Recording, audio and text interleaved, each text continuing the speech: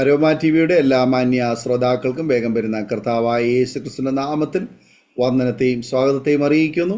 അനുഗ്രഹീതവും മനോഹരവുമായ നല്ല നിമിഷങ്ങൾക്കായി, നല്ല ദിവസത്തിനായി ഞാൻ കർത്താവിന് സ്തോത്രം ചെയ്യുന്നു.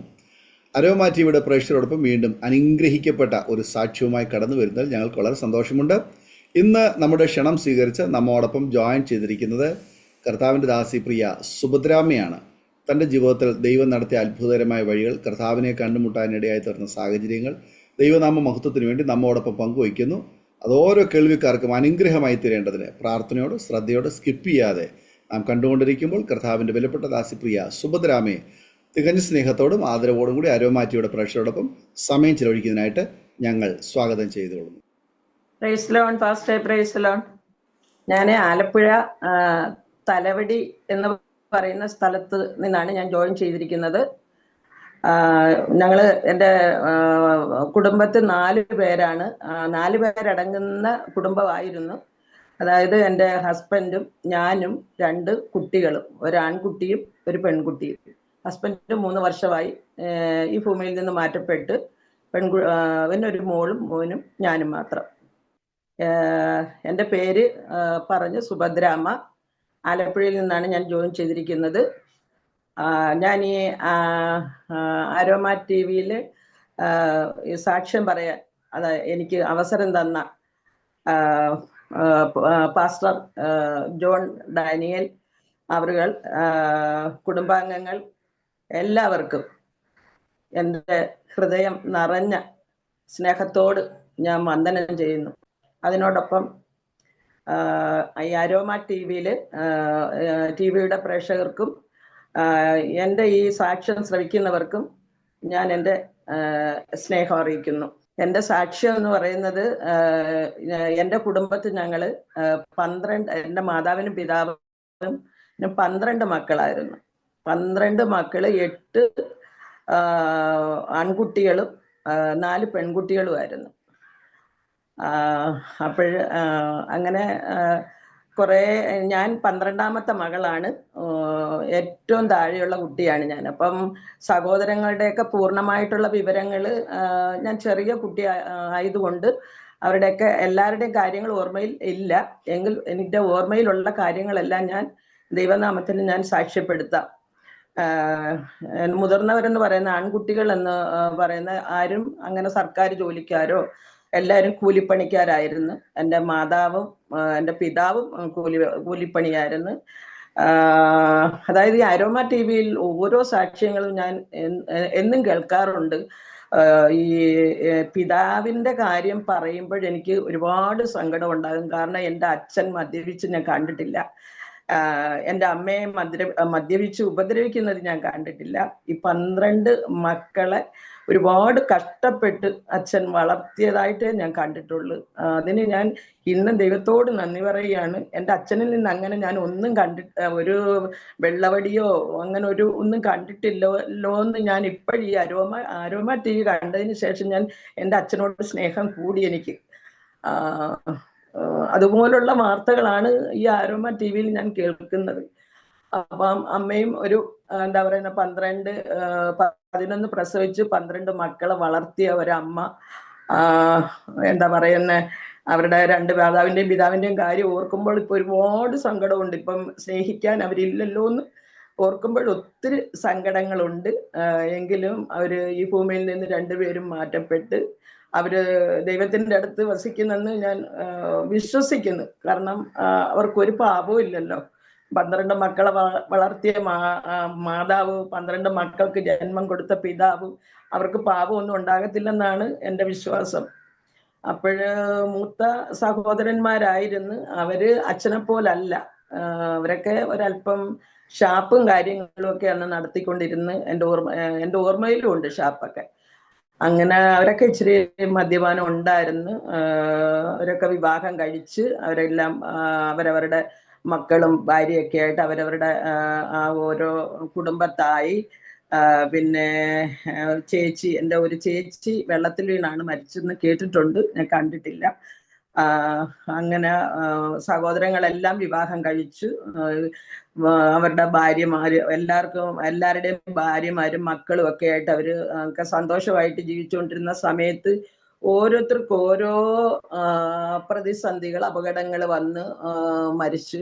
അപകടങ്ങളാണ് കൂടുതൽ വന്നിരിക്കുന്നത്. മൂത്ത എൻ്റെ സഹോദരൻ ഒരാൾ ഇവിടുന്ന് ഈ നാട് വിട്ട് പുറപ്പെട്ടു പോയി. എങ്കിലും നല്ല രീതിയിലാണ് അവർ, കോഴിക്കോട് എന്ന് പറയുന്ന സ്ഥലത്താണ് അവർ ജീവിച്ചിരുന്നത്. അപ്പം ഞാൻ അവിടെ കോഴിക്കോട് പോയിട്ടില്ല, മൂലമറ്റം പോയി ഞാൻ അവരുടെ ജീവിതങ്ങളൊക്കെ കണ്ടിട്ടുണ്ട്, എന്നെ കൊണ്ടുപോയിട്ടുണ്ട്.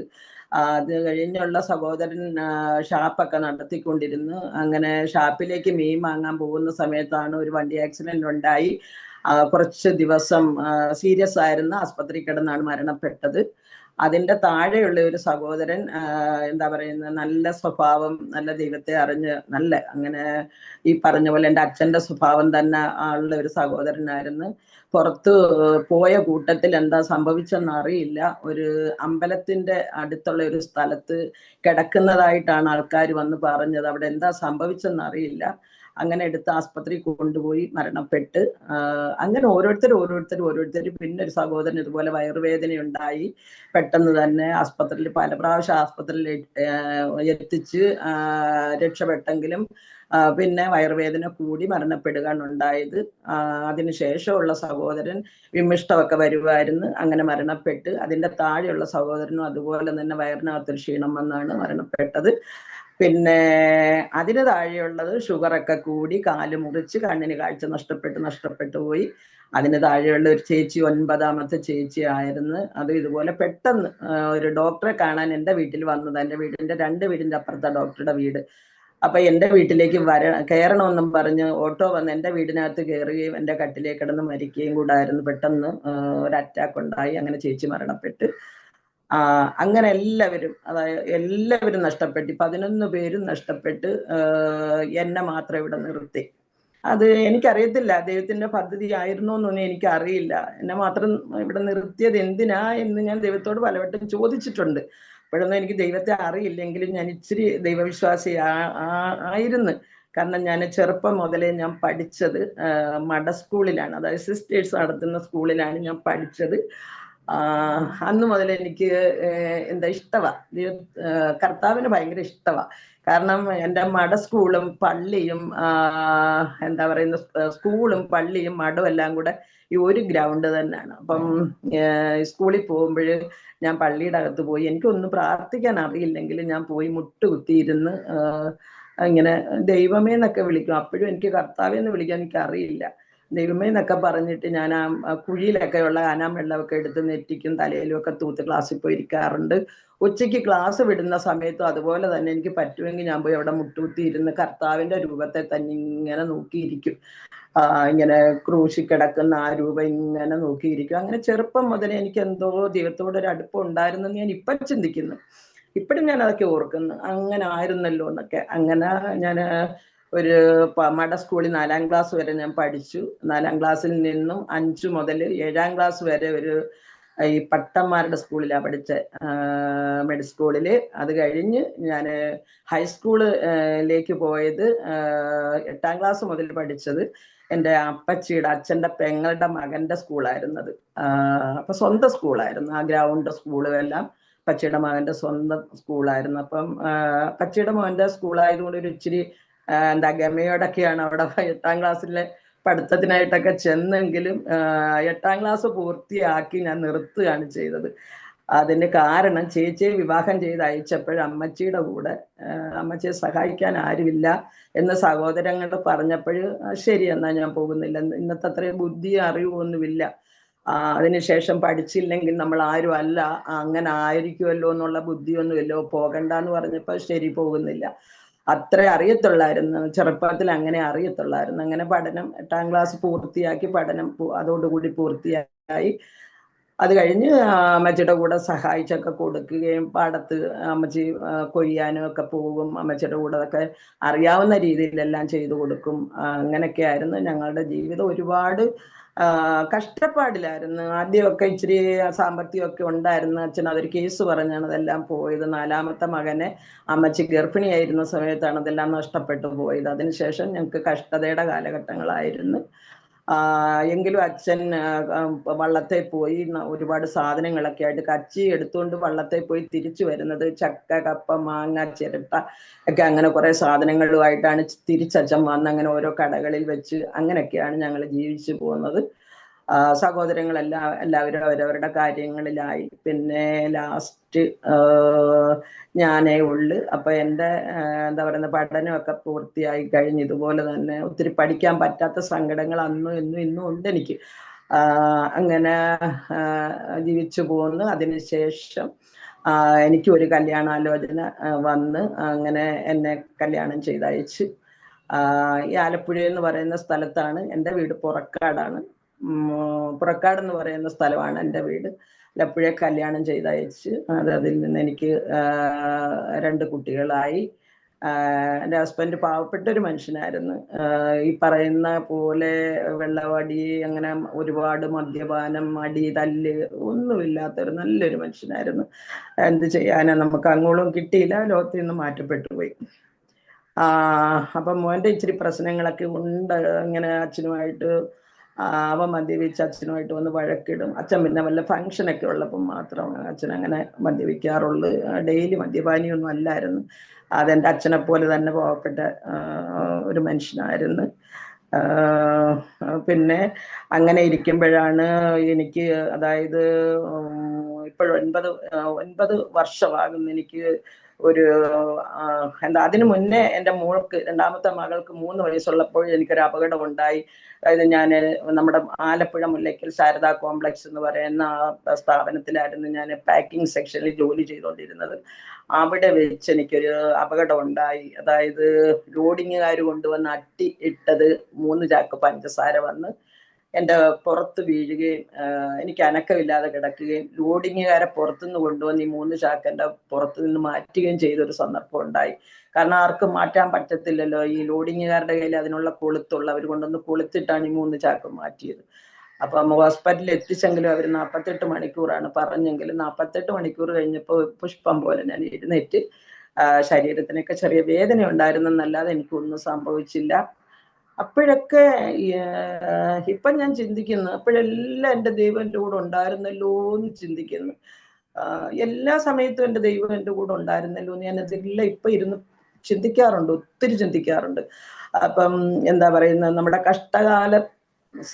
കഷ്ടകാലത്തിലെല്ലാം നമ്മളെ, ദൈവത്തെ അറിയുന്നതിന് മുന്നേ തന്നെ ദൈവം നമ്മളെ താങ്ങി നിർത്തിയിരുന്നെന്ന് ഞാൻ പൂർണ്ണമായിട്ട് വിശ്വസിക്കുന്ന ഒരു മകളാണ് ഞാൻ. കാരണം അതുപോലെ 300 കിലോ ഭാരം വീഴുന്ന ഒരു വ്യക്തികളും ജീവിച്ചിരിക്കത്തില്ല എന്നാണ് എൻ്റെ വിശ്വാസം. പക്ഷെ എനിക്കൊരു പ്രശ്നവും ഇല്ലാതെ ഞാൻ ജീവിച്ച്. അതിനുശേഷം ആണ് മോള് സ്കൂളിൽ വിദ്യാഭ്യാസം, അവള് +2 ഒക്കെ കഴിഞ്ഞ് അനിമേഷനൊക്കെ പഠിച്ച്. മോളുടെ വിദ്യാഭ്യാസ കാര്യങ്ങളൊക്കെ MLTക്ക് വിട്ടത് തീർത്തും പഠിക്കാൻ പറ്റിയില്ല. എന്താ പറയുന്നത്, അതിനുശേഷമാണ് അവളുടെ വിവാഹ കാര്യങ്ങളെല്ലാം. അതെല്ലാം ഈ പറഞ്ഞ പോലെ ഞാൻ ഒറ്റയ്ക്കേ ഉള്ളു. എൻ്റെ ഹസ്ബൻഡ് അങ്ങനെ സ്ഥിരം ജോലിയുള്ള ഒരാളെന്ന് എനിക്ക് പറയാൻ പറ്റില്ല. ഒരു രാഷ്ട്രീയ പ്രവർത്തകനായിരുന്നു പുള്ളി. രാഷ്ട്രീയമായിട്ട് ഭയങ്കര ഇഷ്ടമുള്ള ഒരാളാണ്. അപ്പം ഞങ്ങളാരും ഒന്നും പറയത്തുമില്ല. കാരണം നമുക്ക് വഴക്കൊന്നുമില്ലല്ലോ. എന്തെങ്കിലും ആയിക്കോട്ടെ എന്ന് കരുതി അവിടെ എല്ലാം ജോലി ഞാനാണ് ചെയ്യുന്നത്. ഞാൻ വീട്ടു ജോലിക്കൊക്കെ ഞാൻ പോയിട്ടുണ്ട്. ഈ രാജ്യം കടന്ന്, അതായത് എൻ്റെ വിവാഹം കഴിഞ്ഞ 1000 രൂപ, അപ്പം ഞാൻ അംഗൻവാടിയിൽ എനിക്ക് ജോലി ഉണ്ടായിരുന്നു. ആ ജോലി 50 രൂപയായിരുന്നു അന്നത്തെ ശമ്പളം. എനിക്കത് തികയത്തില്ല. എനിക്ക് ഒന്നിനും തികയാത്തൊരു സമയമായിരുന്നു അത്. ആ സമയത്ത് എനിക്കൊരു 1000 രൂപയുടെ കടമുണ്ടായിരുന്നു. അന്നും ഇന്നും എൻ്റെ തമ്പുരാൻ ആരുടെ നേരെ എൻ്റെ കൈ നീട്ടാൻ സമ്മതിച്ചിട്ടില്ല. അതും എനിക്ക് ഭയങ്കര അത്ഭുതമാണ്.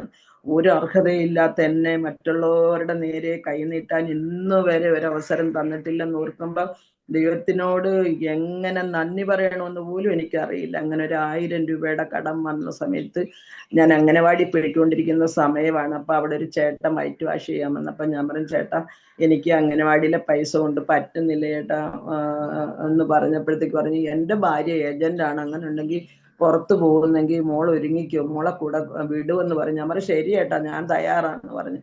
അങ്ങനെ ഒരു 1000 രൂപ കടമുണ്ടായിട്ട് ഞാൻ ഇവിടുന്ന് ഖത്തർ എന്ന് പറയുന്ന സ്ഥലത്ത് വരെ പറ്റി. എൻ്റെ ഒരു ചെറിയ വീടുണ്ടായിരുന്നു, പണയം കൊടുത്ത് 5000 രൂപയും വാങ്ങിച്ചുകൊണ്ട് ഞാൻ അതായത് ഖത്തറിൽ എത്തപ്പെട്ടു. ഖത്തറിൽ ഞാൻ എത്തിയെങ്കിലും എനിക്ക് എൻ്റെ മോൻ അന്നേരം അവന് 4.5 വയസ്സേ ഉള്ളൂ. എനിക്ക് അവനെ കാണാഞ്ഞിട്ട് എനിക്ക് ഭയങ്കര വിഷമം. എങ്കിലും ഞാൻ കടിച്ചു പിടിച്ച് എങ്ങനെയെങ്കിലും ജീവിക്കണ്ടേ എന്ന് കരുതി ഞാൻ അവിടെ നിന്ന്. അവർക്കാണ് എന്നോടങ്ങ് ഭയങ്കര ഇഷ്ടമാണ്. അതെന്താണെന്നും എനിക്കറിയില്ല. അങ്ങനെ ഞാൻ അവിടെ ഒരു 3 വർഷം അവിടെ നിന്ന്. ഞാനും ഉണ്ട്, എൻ്റെ ഹസ്ബൻഡിൻ്റെ അനിയനും ആ വീട്ടിൽ തന്നെ ഞാൻ ഡ്രൈവറായിട്ട് കൊണ്ടുപോയി. ഇപ്പൊ 2 പേരും കൂടെ ഉള്ളപ്പോൾ എനിക്കൊരു സമാധാനം ഉണ്ടല്ലോ എന്ന് കരുതി 2 പേരുമായിട്ട് ഒരു വീട്ടിൽ നിന്ന്. അവരും വലിയ പണക്കാരൊന്നും അല്ല, സാമ്പത്തികം വളരെ കുറവുള്ളവരാണ്. നമ്മുടെ ഇന്ത്യൻ മണി എന്താ പറയുന്ന 1200 രൂപയായിരുന്നു എൻ്റെ ശമ്പളം. എൻ്റെ അനിയനും ആ ശമ്പളം തന്നെ, ഡ്രൈവർ ആണെങ്കിൽ പോലും 1200 രൂപ. അന്ന് നമ്മുടെ ഇന്ത്യൻ മണി അവിടുത്തെ 1 റിയാൽ ഇവിടുത്തെ 3 രൂപയാണ്. അങ്ങനെ കൂട്ടിയാൽ 1200 രൂപ ശമ്പളത്തിനാണ് ഞാൻ 3 വർഷക്കാലം ഞാൻ ഗൾഫ് രാജ്യത്ത് ജോലി ചെയ്തു. അങ്ങനെ അവിടുന്ന് കുറച്ച് പൈസയായിട്ട് ഞാൻ കൊണ്ടുവന്നില്ല. അവിടുന്ന് ഞാൻ ഒത്തിരി കഷ്ടപ്പാടായിരുന്നു, ഒരുപാട് കഷ്ടപ്പാടായിരുന്നു. എല്ലാം കഴിഞ്ഞ് അവിടുന്ന് ഇച്ചിരി സ്വർണ്ണമായിട്ട് വാങ്ങി ഇങ്ങോട്ട് പോരുകയായിരുന്നു. അത് ജോലി ക്യാൻസൽ ചെയ്ത് പോന്നു കഴിഞ്ഞ് ഞാനൊരു വീട് സ്ഥലവും കൂടെ വാങ്ങിയുള്ള സ്വർണം വിറ്റൊരു വീട് സ്ഥലവും കൂടെ വാങ്ങി. അങ്ങനെ ആദ്യം പണയം കൊടുത്ത് അതും തിരിച്ചെടുത്ത് അങ്ങനെ 2 വീട്, ചെറുതാണെങ്കിൽ പോലും 2 വീടുണ്ടായിരുന്നു എനിക്ക്. ഇതിനൊന്നും അർഹതയില്ലാത്ത ആളാണ് ഞാനെന്ന് ഞാൻ 100 വട്ടം ഇപ്പോഴും ദൈവത്തോട് ഏറ്റേറ്റ് പറയുന്നു, എനിക്ക് എന്ത് അർഹത ഇതിനൊക്കെയെന്ന്. അങ്ങനെ ആ 2 വീട് സ്ഥലവും കൂടെ ചാത്തനാട് എന്ന് പറയുന്ന സ്ഥലത്ത് കൊടുത്തിട്ടാണ് ഞങ്ങളിപ്പോൾ ഈ തലവടി എന്ന് പറയുന്ന സ്ഥലത്തേക്ക് വന്ന് 23 സെന്റ് സ്ഥലവും ഒരു വീട്, പഴയ വീട്, ഒരുപാട് പഴക്കമുള്ള ഒരു വീടും കൂടെ ഞങ്ങൾ വാങ്ങിച്ച്. അങ്ങനെ ആ വീട് പൊളിച്ച് വേറൊരു വീട് ദൈവം ദാനം തന്നതുപോലെ വേറൊരു വീട് വെച്ചെടുത്തിട്ടുണ്ട്. എന്താ പറയുന്ന ഒരു 12 സെന്റ് സ്ഥലം അതിൽ നിന്ന് വിറ്റ് ബാക്കി 11 സെന്റ് സ്ഥലമേ ഉള്ളു. വിറ്റത് അല്പം കടം ഉണ്ടായിരുന്നു, 8 സെന്റ് അങ്ങനെ കൊടുത്ത് നിസ്സാര പൈസയ്ക്ക്, അതായത് വെറും 6000 രൂപ വെച്ചാണ് കൊടുത്ത് 8 സെന്റ് സ്ഥലം. 4 സെന്റ് സ്ഥലം മോടെ വിവാഹ കാര്യത്തിനായിട്ട് കൊടുത്ത്. അങ്ങനെ 12 സെന്റ് സ്ഥലം അതിൽ നിന്നും പോയി, ബാക്കിയുള്ള സ്ഥലമേ ഉള്ളു.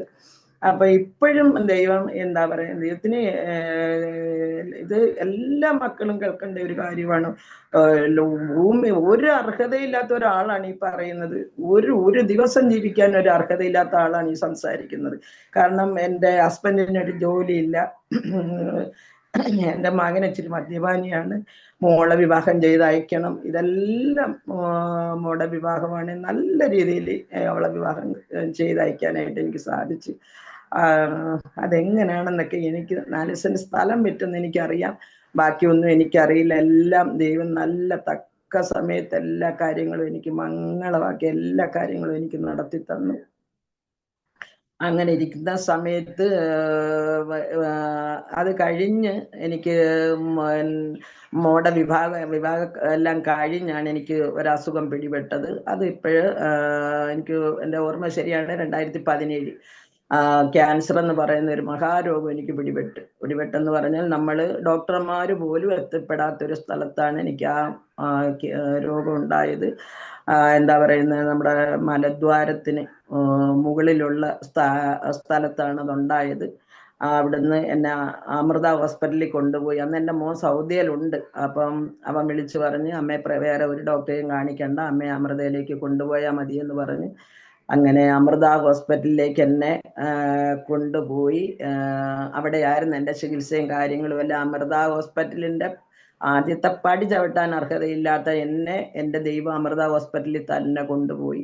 അവിടെ എൻ്റെ ചെക്കപ്പും കാര്യങ്ങളും എല്ലാം കഴിഞ്ഞപ്പോഴത്തേക്ക് അവിടുത്തെ ഡോക്ടർമാർ പറഞ്ഞ്, റോബോട്ട് ഓപ്പറേഷൻ നടന്നില്ലെങ്കിൽ രക്ഷപ്പെടത്തില്ല, നിങ്ങൾ പൈസ ഇച്ചിരി കൂടുതലാകും, നിങ്ങൾ കേരളത്തിൽ ഏത് ഹോസ്പിറ്റലിൽ പോയാലും ഇയാൾ രക്ഷപ്പെടുകയില്ല, അതുകൊണ്ട് നിങ്ങൾ തീരുമാനം എടുക്കുമെന്ന് പറഞ്ഞ് അവിടെ തന്നെ 30 റേഡിയേഷനും 30 കീമോയും അവിടെ തന്നെ 1 മാസം താമസിച്ച്, 1 മാസം കൂടുതൽ താമസിച്ച്, മുറിയെടുത്ത് താമസിച്ച് അപ്പോഴെല്ലാം എൻ്റെ കൂടെ എൻ്റെ മരുമോൻ മാത്രമാണ്. ദൈവം എനിക്ക് ദാനമായി തന്ന ഒരു മരുമകനാണ്. എൻ്റെ മകൾ അത്രയൊന്നും വരികയല്ല. എൻ്റെ മരുമകനെന്ന് പോലും ഞാൻ ആരോടും പറയത്തില്ല, എൻ്റെ പൊന്നു മോനെന്നേ പറയത്തുള്ളൂ.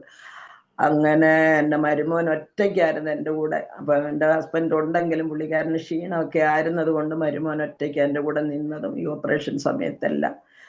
അങ്ങനെ അമൃത ഹോസ്പിറ്റലിൽ എൻ്റെ ഓപ്പറേഷനൊക്കെ കഴിഞ്ഞ് ഒരു 3 മാസം കഴിഞ്ഞപ്പോൾ ഒരു ഓപ്പറേഷൻ കൂടെ വേണം. അതായത് മോശം പോകുന്നത് ഈ സൈഡിൽ ബാഗിട്ടായിരുന്നു മോശം പോകുന്നത്. അത് തിരിച്ചിടണമെങ്കിൽ 3 മാസം കഴിയണം. അങ്ങനെ 3 മാസം തികയുന്നെന്ന് എൻ്റെ 2ാമത്തെ ഓപ്പറേഷൻ കഴിഞ്ഞ് അങ്ങനെ ആ ഒരു ഘട്ടം ദൈവം തരണം ചെയ്ത്. അപ്പോഴും അമൃത ഹോസ്പിറ്റലിലെ ഓപ്പറേഷൻ്റെ തലേ ദിവസം എന്നോട് സിസ്റ്റർമാർ ചോദിക്കുന്നു, അമ്മേ ഞങ്ങൾക്ക് അമ്മയോട് ഒരു കാര്യം ചോദിക്കാനുണ്ട്. ഞാൻ ചോദിച്ചോളൂ എന്താണ് എന്ന് പറഞ്ഞ്, അമ്മയ്ക്ക് ശരിക്കും ഈ രോഗം ഉണ്ടോ ആണോ? ഞാൻ പറഞ്ഞു, അയ്യോ നിങ്ങളൊക്കെ തന്നെയല്ലേ ഈ രോഗം ഉണ്ടെന്നും പറഞ്ഞ് എന്നെ ഇവിടെ കിടത്തിയതും എനിക്ക് നാളെ ഓപ്പറേഷൻ വെച്ചിരിക്കുന്നതൊക്കെ ഇവിടെ ഉള്ള ഡോക്ടർമാർ നിങ്ങൾ ഉൾപ്പെടെയല്ലേ, എന്താ എന്നോട് അങ്ങനെ?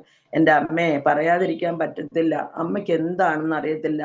അമ്മയുടെ ചിരിയും സന്തോഷവും മറ്റുള്ളവരോടുള്ള സംസാര രീതികളും വലിയ വന്ത് വിൽ പവറാണ് അമ്മയ്ക്കെന്ന് എന്നോട് ചോദിച്ചാൽ പറയാം. എൻ്റെ പൊന്ന് സിസ്റ്റർമാരെ, എനിക്ക് ഒരു പവറും ഇല്ല. എൻ്റെ ദൈവം എന്നെ സങ്കടപ്പെടാൻ സമ്മതിക്കുന്നില്ല. അതെന്താ? അന്നും എൻ്റെ ദൈവത്തെ ഞാൻ അറിഞ്ഞിട്ടില്ലേ, അന്നും എൻ്റെ ദൈവം എൻ്റെ കൂടെ ഇല്ല. ഞാൻ സങ്കടപ്പെടാൻ എൻ്റെ ദൈവം സമ്മതിക്കുന്നില്ല. അന്ന് ഈ കൃപാസനത്തിൽ പോയി മാതാവിനെ വിളിച്ച് പ്രാർത്ഥിച്ച് തിരിയൊക്കെ കത്തിച്ച് അങ്ങനെ ആശുപത്രി ഇരുന്നും ഉടമ്പടി എടുത്ത് ആശുപത്രി ഇരുന്നും തിരി കത്തിച്ച് എൻ്റെ മരുമോനായിരുന്നു പ്രാർത്ഥിക്കുന്നത്. അങ്ങനെ കൃപാസനം മാതാവിനെ വിളിച്ച് കാറിനകത്ത് ചെന്ന് അവിടെ ഇറങ്ങി മാതാവിന് തിരി കത്തിച്ചിട്ടാണ് അമൃത ഹോസ്പിറ്റലിലേക്ക് പോകുന്നത്. അപ്പൊ ഞാൻ വിചാരിച്ചു എന്റെ മാതാവായിരിക്കും ഇങ്ങനെയൊക്കെ എനിക്ക് സങ്കടപ്പെടാതിരിക്കാനുള്ള അവസരം തരുന്നത്, മാതാവിനെ വിളിച്ചല്ലേ പ്രാർത്ഥിക്കുന്നത്. അങ്ങനെ ഓപ്പറേഷൻ എല്ലാം കഴിഞ്ഞ് വീട്ടിൽ വന്ന് അപ്പോഴും ഞാൻ രക്ഷപ്പെടുമെന്ന് ഒരു മനുഷ്യർ പോലും അന്നും പറഞ്ഞില്ല. ഒരു മനുഷ്യരും പറഞ്ഞില്ല. എല്ലാവരും ആംബുലൻസും നോക്കിയിരിക്കുന്നവരാണ്. ഇപ്പം ഇന്ന് മരിക്കും നാളെ മരിക്കുമെന്നും പറഞ്ഞു. അങ്ങനെ വീട്ടിലേക്ക് വന്ന് കുഴപ്പമൊന്നുമില്ലാതെ വീട്ടിൽ എൻ്റെ മോളും മരുമകനും ഒക്കെ എന്നെ നല്ല രീതിയിൽ തന്നെ നോക്കി. അവിടുന്ന് ഞാൻ രക്ഷപ്പെട്ട് അങ്ങനെ ഇരിക്കുന്ന സമയത്ത് അപ്പോഴെൻ്റെ ജീവിത പങ്കാളി എൻ്റെ ഒപ്പം ഉണ്ട്. അതൊക്കെ കഴിഞ്ഞാണ് മരിക്കുന്നത്. അപ്പം ഞാൻ പറഞ്ഞു വരുന്നത്, അപ്പോഴിങ്ങനെ ഓപ്പറേഷനൊക്കെ കഴിഞ്ഞ് വന്നിരുന്നപ്പോൾ ഞാനിപ്പോൾ ഈ ഇരിക്കുന്ന സ്ഥലം, ഈ വീടിൻ്റെ തൊട്ടടുത്ത വീട്ടിൽ ഒന്ന് രണ്ട് പാസ്റ്റർമാരും ഒരു പാസ്റ്ററും ബ്രദറും 2 ബ്രദറന്മാരും അമേരിക്കയിലുള്ള ലിനി സിസ്റ്ററും, അതായത് അവരാണല്ലോ ഞങ്ങളുടെ ചർച്ചിന്റെ ഓണർമാർ. അതായത് ബിജു ബ്രദറും ലിനി സിസ്റ്ററുമാണ് ഞങ്ങളുടെ ചർച്ചിന്റെ ഓണർ. അപ്പം ഈ പറഞ്ഞ ബിജു ബ്രദറും ലിനി സിസ്റ്ററും ഒക്കെ കൂടെ ഈ ഞാനിരിക്കുന്ന വീടിന്റെ തൊട്ടടുത്ത വീട്ടിലൊരു ഗംഗാമ്മ എന്ന് പറയുന്ന അവരുടെ വീട്ടിൽ വന്നതാണ്. അവര് ഇതിനകത്ത് പ്രാർത്ഥിക്കാനൊക്കെ വന്ന് അവരോട് കാര്യങ്ങളൊക്കെ അറിയാൻ വന്നതാണ്. അപ്പം ഗംഗാമ്മ പറഞ്ഞ് എൻ്റെ ഒരു സുഹൃത്ത്, എൻ്റെ ഒരു കൂട്ടുകാരിയാണ്, ഓപ്പറേഷൻ കഴിഞ്ഞിരിക്കുകയാണ്, ക്യാൻസർ വന്ന്, ഞാൻ ഒന്ന് വിളിക്കട്ടെ, ഇവിടെ വരും, ഞാൻ വിളിച്ചാലെന്ന് പറഞ്ഞ് അങ്ങനെ അവരെ അവിടെ ഇരുത്തിക്കൊണ്ടാണ് എന്നെ വിളിച്ച് ഞാൻ വന്ന് എന്നെ കണ്ട് എൻ്റെ വിശേഷങ്ങളൊക്കെ തിരക്കി ക്ഷീണത്തെക്കുറിച്ചൊക്കെ ചോദിച്ച് അപ്പം കർത്താവിനെ ആദ്യ ദിവസമാണത്, കർത്താവിനെ വിശ്വാസമാണോ എന്നൊക്കെ ചോദിച്ച് ഞാൻ പറഞ്ഞു, അയ്യോ എനിക്ക് വിശ്വാസമാണ്, ഞാൻ എൻ്റെ 1ാം ക്ലാസ് മുതൽ ഞാൻ പഠിച്ച എൻ്റെ കർത്താവിനെ കണ്ടോണ്ടാണ് പഠിച്ചത് എന്നെല്ലാം ഞാൻ പറഞ്ഞെങ്കിലും ഇപ്പൊ കർത്താവിനെ വിശ്വസിക്കുന്നുണ്ടോ? ഞാൻ പറഞ്ഞു, അയ്യോ 100% വിശ്വസിക്കുന്നുണ്ട്, എനിക്ക് അങ്ങനെ ഇന്ന ദൈവങ്ങളൊന്നുമില്ല. അപ്പൊ ഞാൻ പറഞ്ഞു വരുന്നതിന് മുന്നേ കുറെ കാര്യങ്ങൾ വിട്ടുപോയി പാസ്റ്ററെ. എൻ്റെ അച്ഛൻ്റെ കുടുംബമൊക്കെ ക്ഷേത്രമൊക്കെ ഉള്ള കുടുംബമായിരുന്നു. എന്നാലും എനിക്ക് ഈ ക്ഷേത്രത്തോടൊന്നും അന്നും ഇന്നും ഒന്നും എനിക്ക് അങ്ങനെ വലിയ കമ്പമില്ല. ക്ഷേത്രം അത്രേ ഉള്ളു. അതിനപ്പുറം അയ്യോ അച്ഛൻ്റെ കുടുംബത്തിൽ ക്ഷേത്രം ഉണ്ടല്ലോ അവിടെ പോയി അങ്ങനൊന്നും എനിക്ക് ആദ്യകാലം മുതലേ ഇല്ല. എൻ്റെ ദൈവം എന്നെ തിരിച്ചു വിട്ടതാണെന്ന് ഞാൻ വിശ്വസിക്കുന്നു. അപ്പം വിശ്വസിക്കുന്നവരൊക്കെ വിശ്വസിച്ചു, പോകുന്നവരൊക്കെ പൊയ്ക്കൂ. ഞാൻ എൻ്റെ മതപ്രകാരമുള്ള ദൈവങ്ങളെയൊക്കെ വിളിച്ച് ഞാൻ കരഞ്ഞ് പ്രാർത്ഥിച്ചിട്ടൊന്നും എനിക്ക് ഒരു ഫലവും എനിക്ക് അവിടെ നിന്നൊന്നും കിട്ടിയിട്ടില്ലെന്നാണ് സത്യം. ഫലം എന്ന് പറഞ്ഞാൽ കണ്ണുനീരല്ലാതെ വേറൊന്നും എനിക്ക് കിട്ടിയിട്ടില്ല. അപ്പോഴ് പിന്നെ ഞാൻ ആ ക്ഷേത്രത്തിൽ പോക്കൊക്കെ ഈ വയ്യാതെ അസുഖങ്ങൾ വന്നെങ്കിലും അങ്ങ് നിർത്തിക്കളഞ്ഞ്. നിർത്തിക്കളഞ്ഞെങ്കിലും എൻ്റെ ഹൃദയത്തിൽ ഒരു ദൈവം ഉണ്ടെന്നുള്ള വിശ്വാസം എപ്പോഴും എനിക്ക് എൻ്റെ ഹൃദയത്തിൽ എപ്പോഴും ഉണ്ട്. അല്ലാതെ ഹൃദയം ദേവാലയം എന്ന പാട്ട് പാടുന്നത് പോലെ ഹൃദയത്തിൽ എന്നും ദൈവമേ എന്നൊരു വിളി എനിക്കുണ്ട്. എനിക്ക് ക്ഷേത്രമൊന്നും അത്ര വലിയ പ്രശ്നമൊന്നുമല്ല. 33 ക്ഷേത്രങ്ങൾ പിന്നെ ദേവന്മാരെ പൂജിക്കാൻ പോയ പിന്നെ നമ്മുടെ ബാക്കി ജോലികളൊന്നും നടക്കത്തില്ലെന്ന് അപ്പോഴും ഞാൻ പോകുന്നവരോട് ഇപ്പോഴും പറയും, അപ്പോഴും പറയും. അതിൻ്റെ ഒന്നും കാര്യമില്ല. നമ്മുടെ ഹൃദയമാണ് നമ്മുടെ ദൈവം. നമ്മുടെ ഹൃദയത്തിലാണ് നമ്മുടെ ദൈവം വസിക്കുന്നത്. ഓരോ ഹൃദയമിടിപ്പും അത് ദൈവത്തിന്റെ ഇടിപ്പാണ് നമ്മുടെ ഹൃദയത്തിൽ തോന്നുന്നത് എന്ന് ഞാൻ വിശ്വസിക്കുന്നു. അങ്ങനെ എനിക്ക് വലിയ ദേവാലയത്തോട് വലിയ ഇമ്പവും കാര്യങ്ങളും ഒന്നും എനിക്കില്ലായിരുന്നു. എൻ്റെ ദൈവത്തിന്റെ അടുത്ത് ദൈവത്തിന്റെ എന്താ പറയുന്ന സാക്ഷ്യത്തിൽ എനിക്ക് കളവൊന്നും പറയാൻ പറ്റത്തില്ല. സത്യസന്ധമായിട്ട് ഞാൻ പറയുന്ന കാര്യങ്ങളാണ്. എൻ്റെ ആൾക്കാർ ഇത് കേട്ടാലും ഇന്ന് അവരെ എന്നെ കുറ്റപ്പെടുത്തുന്നില്ല ആരും. പക്ഷേ അവൾക്ക് എന്താണ് ദൈവവും അവൾക്ക് അമ്പലങ്ങളും ക്ഷേത്രങ്ങളും അവിടെ ഇരിക്കുന്ന എന്താ ദേവന്മാരും ദേവിമാരും ഒന്നും അവൾക്ക് വേണ്ട. അവള് എല്ലാ പ്രതിസന്ധിയിലും അവൾക്ക് കുഴപ്പമില്ലാതെ അവൾ രക്ഷപ്പെടുന്നുണ്ട്. അങ്ങനെ ഒരു സ്നേഹം എന്നോട് എല്ലാവർക്കും ഇപ്പോഴും ഉണ്ട്. എൻ്റെ കൂട്ടത്തിൽ ആരും വന്നിട്ടില്ലെങ്കിലും മോളും മരുമോനും ഒക്കെ വരുമായിരുന്നു. ഒരു ചെറിയ ചർച്ചിലെ ഒരു ചെറിയ വിഷയം കൊണ്ടാണ് അവർ നിർത്തിയത്. പിന്നെ എൻ്റെ മോളുടെ അമ്മായിയമ്മയും അമ്മായിയച്ഛനും സ്നാനപ്പെട്ടതായിരുന്നു. രണ്ടുപേരും ഈ ഭൂമിയിൽ നിന്ന് മാറ്റപ്പെട്ടു. അങ്ങനെ അങ്ങനെ ഇരിക്കുമ്പോഴത്തേക്കാണ് എന്നോട് ചോദിക്കുന്നത്,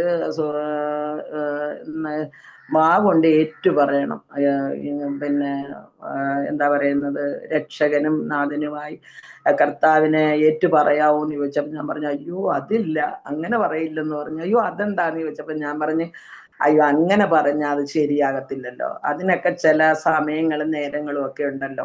ഏറ്റു പറഞ്ഞാൽ പിന്നെ ഏറ്റു പറച്ചിലായിരിക്കണം. അതുകൊണ്ട് അത് സിസ്റ്റർ ഇപ്പൊ വേണ്ട സിസ്റ്റർ എന്ന് പറഞ്ഞു. ശരി സുഭദ്രാമേ, സാരമില്ലെന്ന് പറഞ്ഞ്. അപ്പോഴും എന്നോട് ചോദിച്ചു, ഞായറാഴ്ച ചർച്ച് വരുമോ എന്ന് ചോദിച്ചു, പ്രാർത്ഥിക്കാൻ. ഞാൻ പറഞ്ഞു അതെനിക്കിഷ്ടമാണ്, ഞാൻ ചർച്ച് വരാമെന്ന് പറഞ്ഞു. പക്ഷെ ഏറ്റു പറയത്തില്ല എന്ന് പറഞ്ഞു. അങ്ങനെ ചർച്ചിൽ ചെന്ന ചർച്ചിലെ പാട്ടും ആരാധനയും എല്ലാം കണ്ടു കഴിഞ്ഞപ്പം ഞാൻ ആകെ അങ്ങ് മാറി. എനിക്ക് പിന്നെ വേറെ ലോകത്ത് ഒരു ദൈവങ്ങളും എനിക്ക് വേണ്ട. 30 കോടി ദൈവങ്ങളെ ആരാധിച്ച് ഞാൻ നടന്നെന്ന് ഒരിക്കലും ഞാൻ പറയില്ല. ഒരു ദേവിയെയും ഞാൻ എൻ്റെ ഉള്ളിൽ ഞാൻ വെച്ചിട്ടുമില്ല. പക്ഷെ എന്തോ ആ ആരാധനയിലൊക്കെ പങ്കെടുത്തപ്പം ഭയങ്കര സന്തോഷമായി. നല്ല പാട്ടും ആരാധനയും സാക്ഷ്യവും ഇതെല്ലാം കേട്ടപ്പോഴത്തേക്ക് പിന്നെ ഞാൻ ആളങ്ങ് മാറി. ഇപ്പം ആദ്യം ഞങ്ങളുടെ വീട്ടിൽ നിന്നൊക്കെ ഈ എൻ്റെ മകന് ഇഷ്ടമല്ല.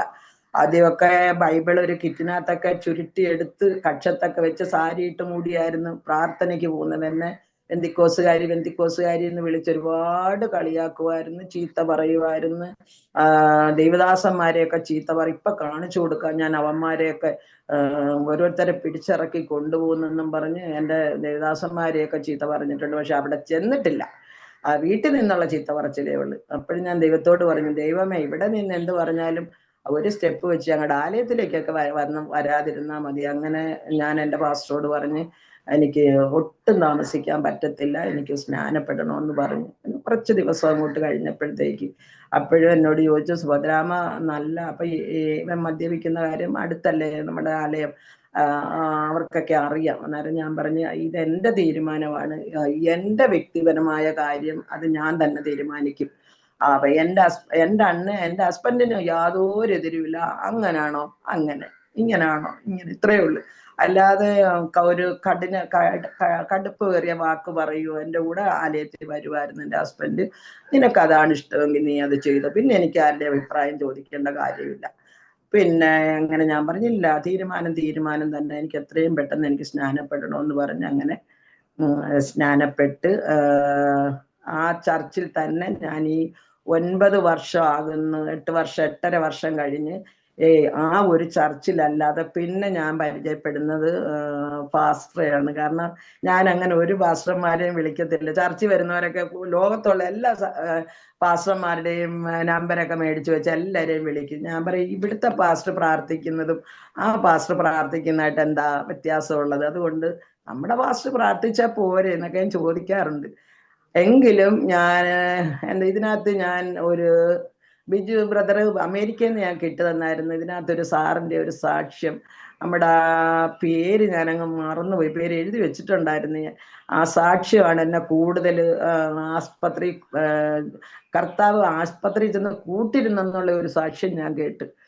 ആ സാക്ഷ്യമാണ് എന്നെ കൂടുതൽ. അപ്പോൾ ഞാൻ ഓർത്തു, അയ്യോ, എല്ലാ ദിവസവും സന്ധ്യപ്രാർത്ഥന പോലും സത്യം പറഞ്ഞ ഇപ്പൊ ഇല്ല പാസ്റ്റർ, അന്നേരവും കേൾക്കുന്ന ആരോമ TV-യിൽ സാക്ഷ്യമാണ് കേൾക്കുന്നത്. അതെല്ലാം ഞാൻ മാറ്റി വെക്കും. എനിക്കിത് കേട്ടോണ്ട് എല്ലാരും പാട്ടൊക്കെ വെച്ചിട്ടാണ് സാധാരണ കിടക്കുന്നത്. ഞാൻ ഈ സാക്ഷ്യം വെച്ചിട്ടാണ് കിടക്കുന്നത്.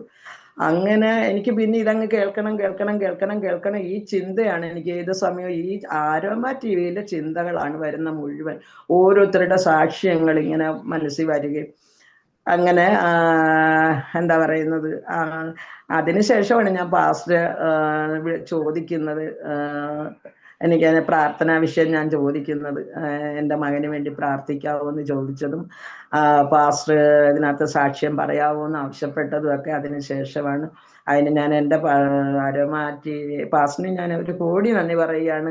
എനിക്ക് ആരോമ TV-യിൽ ഇങ്ങനെ ഒരു സാക്ഷ്യം പറയാനായിട്ട് എനിക്ക് അവസരം തന്ന എൻ്റെ എന്താ പറയുന്നത് ജോൺ ഡാനിയേൽ പാസ്റ്ററിനും കുടുംബത്തിനും 1000 നന്ദി ഞാൻ ഇതിൻ്റെ കൂടെ രേഖപ്പെടുത്തുകയാണ്. എനിക്ക് ഇതുവരെ എനിക്ക് ഇങ്ങനെ ഒരു അവസരം എനിക്ക് കിട്ടിയിട്ടില്ല. ഇങ്ങനെ ഒരു സാക്ഷ്യം പറയുക എന്നൊരു അവസരം എനിക്ക് കിട്ടിയിട്ടില്ല. അതായത് ബാല്യകാലം മുതലൊരു സാക്ഷ്യം ഒരു ചർച്ചിലും പറയാൻ ആരും സമ്മതിക്കില്ല.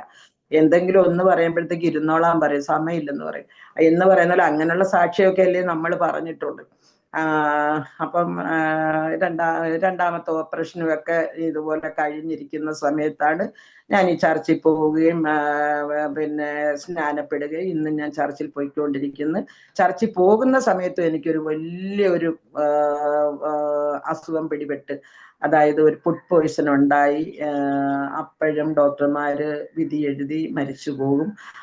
അപ്പൊ എൻ്റെ ദേവദാസന്മാരെല്ലാവരും പ്രാർത്ഥിച്ച് പിന്നെ ഉപവസിച്ച് പ്രാർത്ഥിച്ച് മുട്ടുമേലിരുന്ന് എൻ്റെ ആലയത്തിലെ എല്ലാ മക്കളും ദേവദാസന്മാരും എല്ലാവരും ഉപവസിച്ച് 2-3 ദിവസം ഉപവസിച്ച് അവർ പ്രാർത്ഥിച്ച്. അപ്പം എൻ്റെ മരുമകനോട് ഡോക്ടർ പറഞ്ഞ് എല്ലാവരെയും അറിയിച്ചേര്, നേരം വെളുപ്പിക്കില്ലെന്ന് പറഞ്ഞ് മരുമകൻ എല്ലാവരെയും അറിയിച്ച്. അത്ഭുതം എന്ന് പറയട്ടെ, പിറ്റേ ദിവസം രാവിലെ ഒരു കുഴപ്പമില്ലാതെ ഞാൻ കണ്ണ് തുറന്നു. ഒരു കുഴപ്പമില്ലാതെ അവിടെ നിന്ന ഡോക്ടർമാരും സിസ്റ്റർമാരും ഈ അമൃതയിലെ കാര്യം പറഞ്ഞ പോലെ എൻ്റെ അടുത്ത് വന്ന് ഇങ്ങനെ എന്താ പറയുന്നത്, ഇങ്ങനെ കൈവച്ചുകൊണ്ട് നിൽക്കുകയാണ്. ഇത് എന്താ ഇവിടെ അത്ഭുതം പ്രവർത്തിച്ചത്, ആർക്കും ഒരു പിടിയില്ല, എല്ലാവരെയും അറിയിച്ചേരെന്ന് പറഞ്ഞ് എൻ്റെ മരുമകനോടാണ് പറഞ്ഞ് എല്ലാവരെയും അറിയിച്ചേക്കാൻ പറഞ്ഞത്. അവിടുന്ന് അത്ഭുതകരമായിട്ട് എൻ്റെ ആലയത്തിൽ വന്നതിന് ശേഷം എനിക്ക് ഇങ്ങനെ ഒരു പ്രശ്നം ഉണ്ടായി. അവിടെ നിന്ന് അപ്പൊ ഞാൻ എൻ്റെ ദൈവത്തെ അറിഞ്ഞ് എന്താ പറയുന്നേ,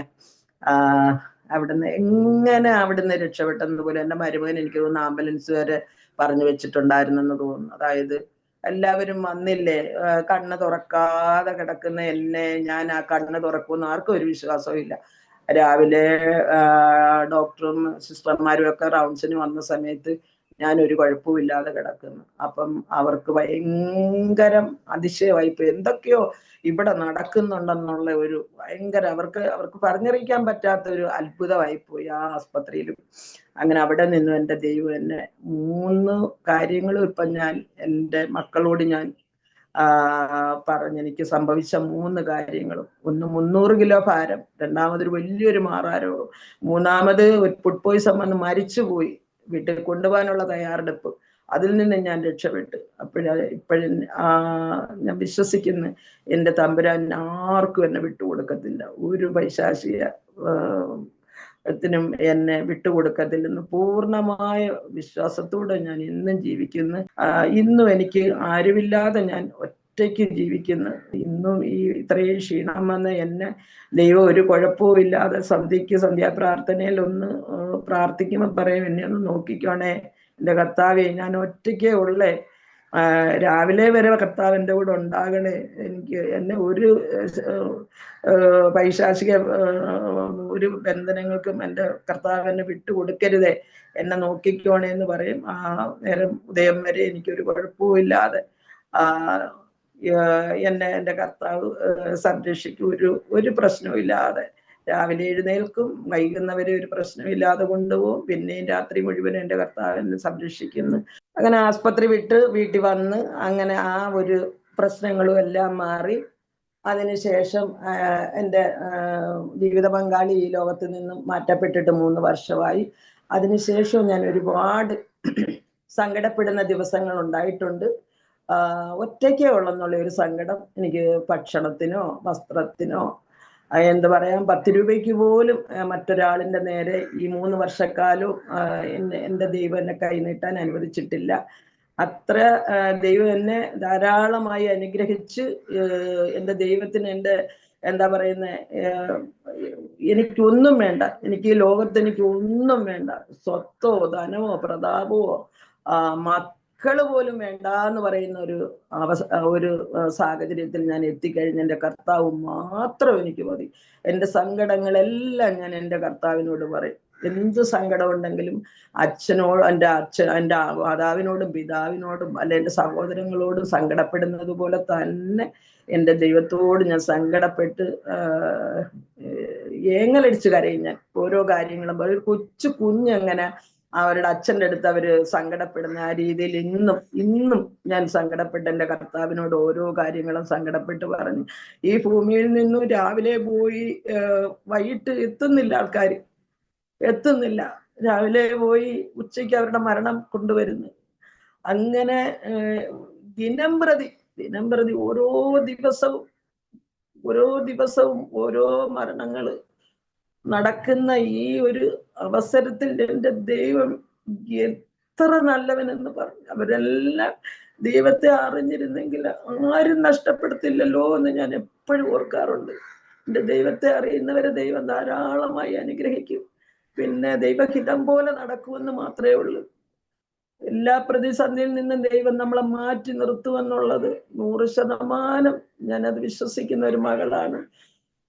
ഇനിയും തുടർന്ന് എൻ്റെ ദൈവം എൻ്റെ മരണം വരെ എൻ്റെ ദൈവത്തെ അല്ലാതെ ഞാൻ മറ്റൊരു ദേവീദേവന്മാരെയോ ആരെ ഞാൻ എൻ്റെ ജീവിതത്തിൽ എൻ്റെ കർത്താവ് മാത്രം മതി. എനിക്ക് വേറെ ആരും എനിക്ക് വേണ്ട.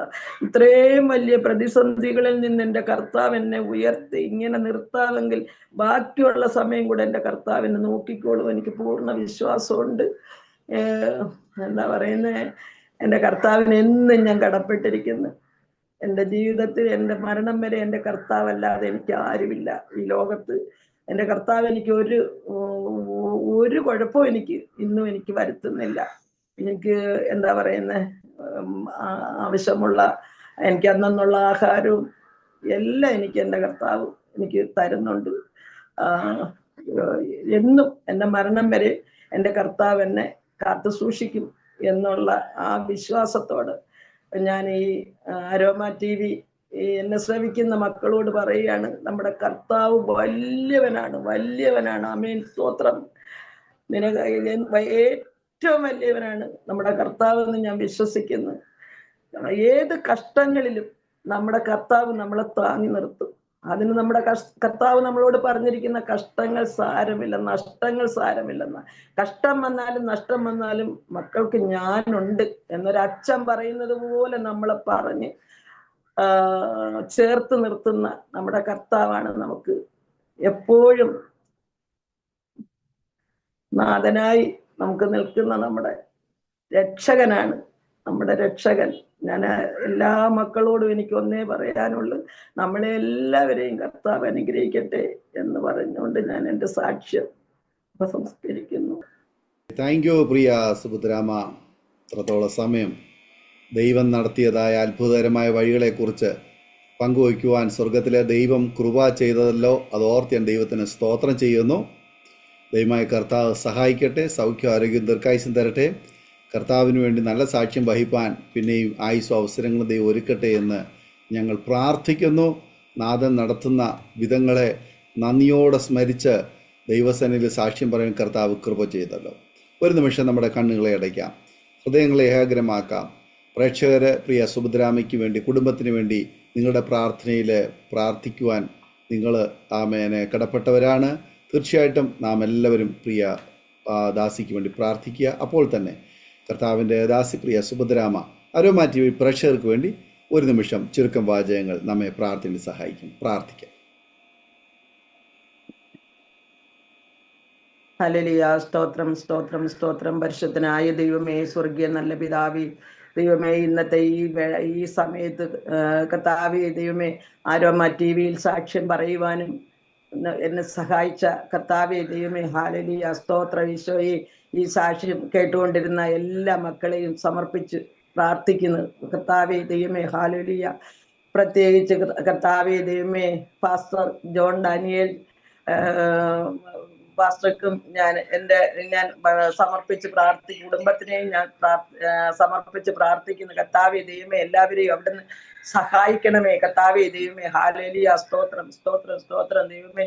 ആരോമ TV-യിൽ എന്നെ കൊണ്ടിരിക്കുന്ന എല്ലാ മക്കളെയും ഞാൻ സമർപ്പിച്ച് പ്രാർത്ഥിക്കുന്നു കർത്താവേ ദൈവമേ, ഹല്ലേലൂയ. സ്തോത്രം കർത്താവേ. എനിക്കൊരവസരം കൂടെ ആരോമ TV-യിൽ സാക്ഷ്യത്തിനായി എൻ്റെ കർത്താവ് എനിക്ക് ഒരുക്കി തരണമേ എന്ന് ഞാൻ ആഗ്രഹിക്കുകയാണ് കർത്താവേ ദൈവമേ, ഹല്ലേലൂയ. സ്തോത്രം, സ്തോത്രം. എല്ലാവരെയും ഞാൻ ഒരിക്കൽ കൂടി സമർപ്പിച്ച് പ്രാർത്ഥിക്കുന്നു കർത്താവേ ദൈവമേ. എല്ലാവർക്കും ദൈവമേ നന്മ മാത്രം കൊടുക്കണമെന്ന് അടിയനോട് അപേക്ഷിക്കുന്നു കർത്താവേ ദൈവമേ, ഹല്ലേലൂയ. സ്തോത്രം ഈശോയെ. ഈ ആരോമ TV-യിൽ സാക്ഷ്യം പറയാൻ എനിക്ക് അവസരം തന്ന ഈ കുടുംബത്തിനെ ഞാൻ സമർപ്പിച്ച് പ്രാർത്ഥിക്കുകയാണ് കർത്താവേ ദൈവമേ, ഹല്ലേലൂയ. സ്തോത്രം. എല്ലാ ഭാഗ്യങ്ങളും ഈ കുടുംബത്തിനും കൊടുക്കണമേ കർത്താവേ ദൈവമേ, ഹല്ലേലൂയ. സ്തോത്രം. അവരെ അവിടുന്ന് സഹായിക്കണമേ കർത്താവേ ദൈവമേ, ഹല്ലേലൂയ. സ്തോത്രം, സ്തോത്രം, സ്തോത്രം. കർത്താവേ, പ്രാർത്ഥന കേട്ടിരിക്കാൻ സ്തോത്രം. യേശുവിന്റെ നാമത്തിൽ ആമേൻ, ആമേൻ. താങ്ക് യു പ്രിയ സുഭദ്രാമ. എത്രത്തോളം സമയം അനുഗ്രഹിക്കപ്പെട്ട ജീവിതാനുഭവം, ദൈവം നടത്തിയ വഴികളെക്കുറിച്ച് പറയുവാൻ കർത്താവ് കൃപ ചെയ്തോർത്ത് സ്തോത്രം. കർത്താവ് ധാരാളം അനുഗ്രഹിക്കട്ടെ. പ്രേക്ഷകർക്ക് ഈ ജീവിതാനുഭവങ്ങൾ അനുഗ്രഹമായി തീർന്നുവെങ്കിൽ നിങ്ങളുടെ പ്രിയപ്പെട്ടവർ കൂടി ഷെയർ ചെയ്ത് കൊടുക്കൂ. അവരും കേട്ട് അനുഗ്രഹിക്കപ്പെട്ട അവരോട് ദൈവനാമം മഹിമപ്പെടുമല്ലോ. തുടർന്നും ആമേൻ. നിങ്ങൾക്ക് ഏതെങ്കിലും ഒരു പ്രാർത്ഥനാ വിഷയമുണ്ടെങ്കിൽ സ്ക്രീനിൽ കാണുന്ന വാട്സാപ്പ് നമ്പറിൽ ഞങ്ങൾ വിവരം അറിയിക്കും. ഞങ്ങൾ നിങ്ങൾക്ക് പ്രാർത്ഥിക്കാം. അടുത്ത അനുഗ്രഹിക്കപ്പെട്ട സാക്ഷ്യവും വചനചിന്തകളുമായി വീണ്ടും കൂടി കാണുമ്പോഴും എല്ലാ പ്രിയപ്പെട്ടവർക്കും goodbye. God bless you all. ആമേൻ, ആമേൻ. ഓർമ്മയുടെ മനോരഥത്തിൽ മായാത്ത ഓർമ്മയ്ക്കായി അരോമ മാട്രിമോണിയിൽ നിന്നും ജീവിത പങ്കാളിയെ കണ്ടെത്തൂ. നിങ്ങൾ ഒരു ക്രിസ്തീയ ജീവിത പങ്കാളിയെ അന്വേഷിക്കുകയാണോ? അതോ മക്കൾക്ക് അനുയോജ്യമായ ഒരു തക്ക തുണയ്ക്കു വേണ്ടി പ്രാർത്ഥിക്കുന്ന വ്യക്തിയാണോ? എങ്കിൽ അരോമ മാട്രിമോണി നിങ്ങൾക്ക് വേണ്ടിയാണ്. ഇന്നു തന്നെ സൗജന്യമായി രജിസ്റ്റർ ചെയ്യൂ. അരോമ മാട്രിമോണിയുടെ പ്രത്യേകതകൾ: രജിസ്ട്രേഷൻ തികച്ചും സൗജന്യം. ലോകത്തെവിടെയുമുള്ള അനുയോജ്യമായ ക്രിസ്തീയ ജീവിത പങ്കാളിയെ തിരഞ്ഞെടുക്കാം. വിവാഹം നടക്കുന്നതുവരെ സർവീസ് ലഭിക്കുന്നു. ഏറ്റവും ചെറിയ പാക്കേജുകളും തിരഞ്ഞെടുക്കാം. അരോമ മാട്രിമോണി നിങ്ങൾക്കായി ഒരുക്കുന്നു വിവാഹം പരമാനന്ദം. Email aroma matrimony2020@gmail.com